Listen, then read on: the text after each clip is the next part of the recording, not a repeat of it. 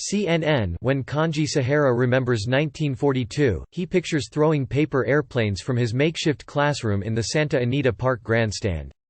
He was 8 years old when he was uprooted from his home and interned in the racetrack with about 18,000 Americans of Japanese descent, he told CNN. About 10,000 were in barracks set up in the track's parking lot. The other 8,000 went to live in horse stables, he said. And now, at 85, he may finally get an apology from his home state. California is expected to pass a resolution formally apologizing for supporting unjust exclusion, removal, and incarceration of Japanese Americans during World War II, and for its failure to support and defend the civil rights and civil liberties of Japanese Americans during this period. It was the largest single forced relocation in U.S. history, with more than 100,000 Japanese Americans incarcerated around the country. Lawmakers and survivors say the apology is an important reminder for the nation not to repeat its past mistakes. Kanji Sahara, 4 years old. Mistakes like how Sahara made more airplanes than learned lessons at school. How far he would have to walk to get to the 6 bathroom and shower buildings and the 6 mess halls that served the 18,000 people at Santa Anita. How it smelled when the septic tank would overflow every day. How his family was taken from Los Angeles to Arcadia, California, and then put on a train to Jerome, Arkansas. And while 78 years late, the apology still comes at a good time, Sahara said, since he sees scapegoating of immigrants in American policies both then and now. The Santa Anita Park racetrack is converted into an internment for evacuated Japanese Americans who will occupy the barracks erected in background. Stop repeating history. Internment of Americans of Japanese descent was enacted by an executive order President Roosevelt issued following the Japanese attack on Pearl Harbor in December 7, 1941. Sahara was taken from Arcadia, California, to Arkansas by train. He remembers the shades were drawn so he couldn't see out, and the civilians couldn't see the prisoners of war inside as they were transported through their towns, he said. But everywhere he went, he was with his community. When we went to the camp, all the people from my street went together, Sahara said. So, the people I played with before the war were the same people I played with in Jerome, Arkansas. And for a child, he said, that kind of consistency is one of the most important things.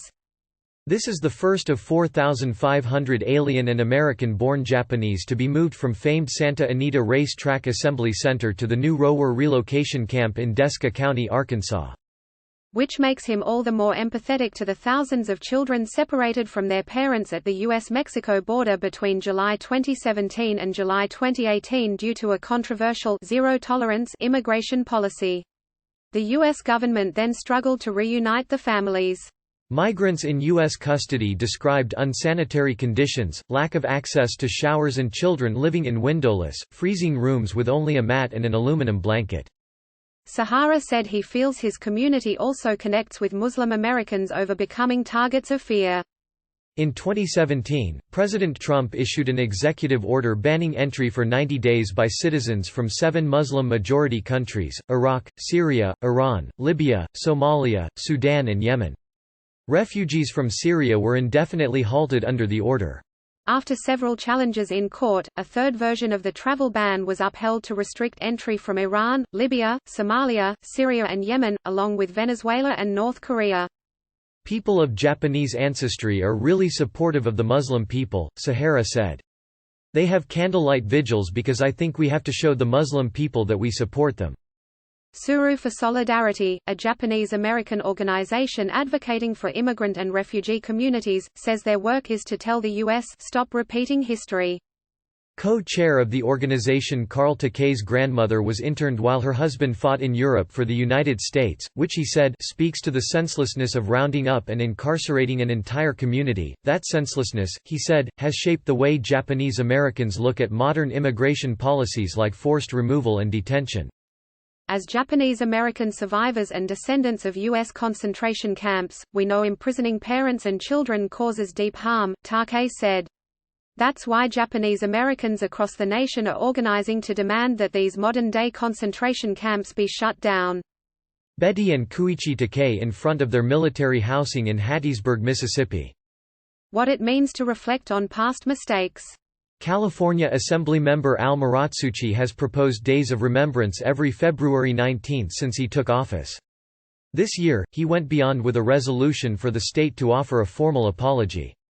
And he said it has been met with support on both sides of the aisle. The nation apologized to people of Japanese ancestry and granted $20,000 in reparations to each incarcerated person when President Ronald Reagan signed the Civil Liberties Act in 1988. But as a leader in the «yellow peril» of the early and mid-20th century, California has a responsibility to be a leader in learning from its past, Muratsuchi said.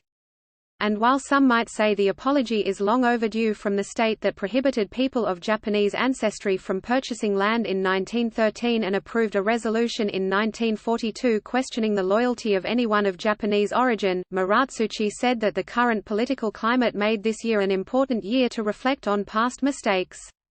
I think California is leading by example while our nation's capital is hopelessly divided along party lines, Muratsuchi said.